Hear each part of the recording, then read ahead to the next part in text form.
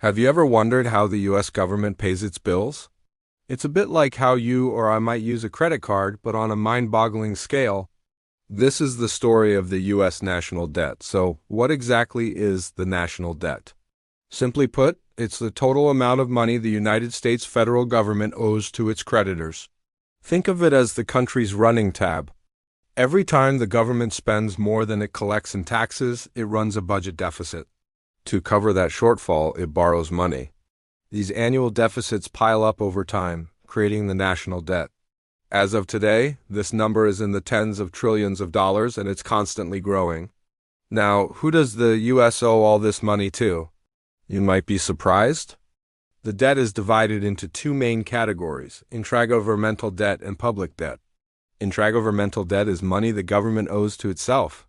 Sounds weird, right? But it's true. For example, Social Security has collected more in taxes over the years than it has paid out in benefits. This surplus is invested in special U.S. Treasury securities. So, in a way, the Treasury owes money to the Social Security Administration. It's like borrowing from your own savings account. This makes up a significant chunk of the total debt.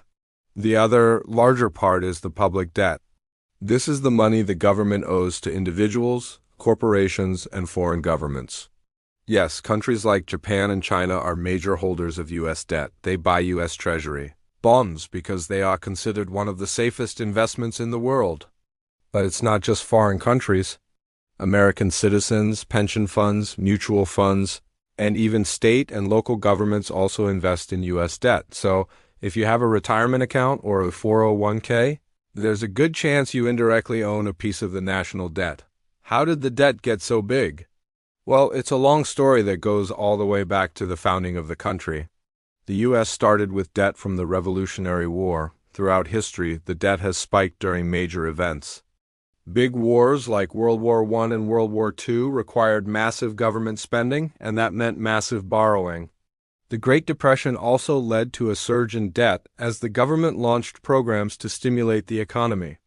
In more recent times, several factors have contributed to its rapid growth.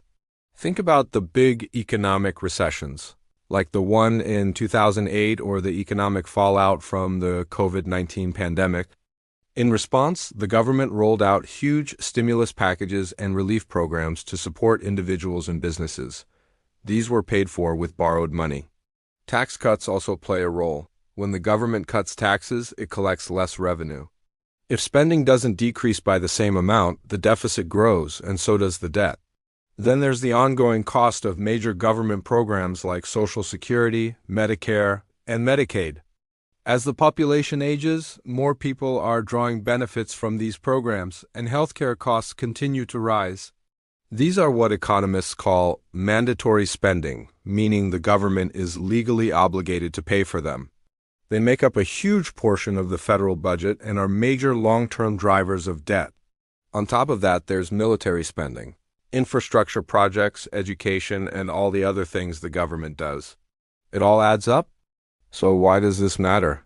Is a huge national debt necessarily a bad thing? This is where economists start to disagree.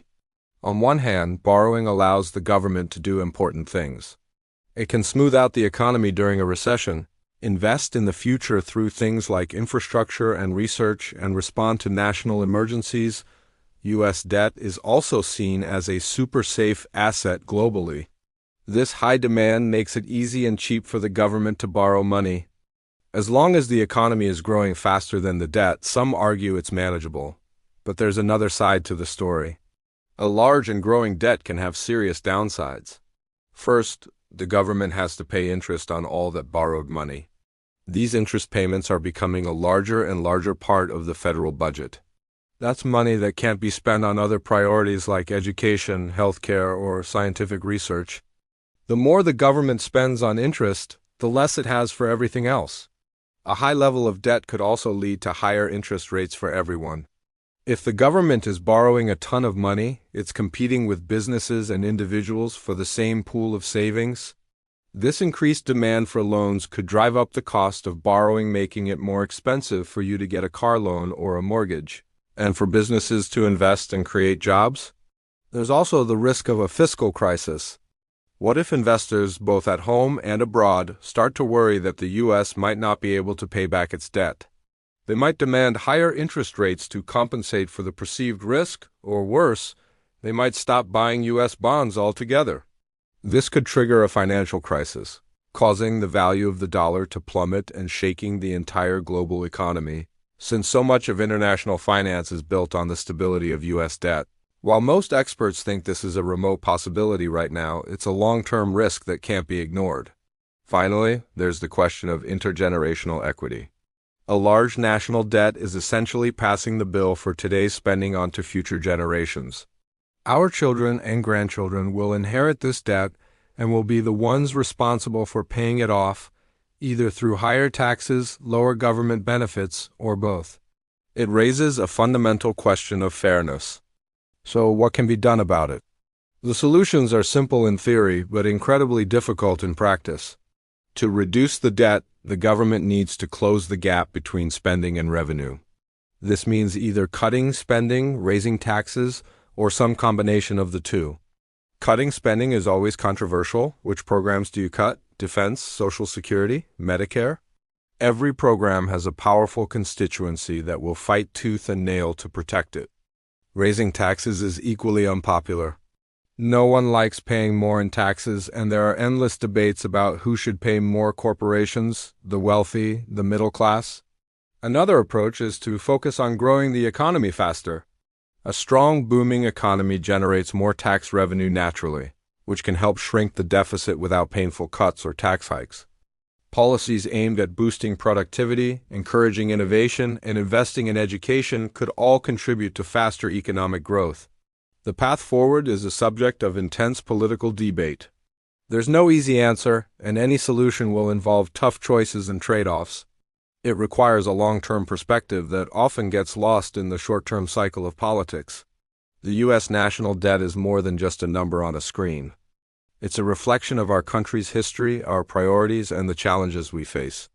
Understanding it is crucial for understanding the economic forces that shape our lives and the future we're rebuilding. It's a complex issue with no simple solutions, but it's a conversation we all need to be a part of. Thanks for watching. If you found this video helpful, be sure to give it a thumbs up and subscribe for more deep dives into the topics that shape our world. Let me know your thoughts in the comments below. See you next time.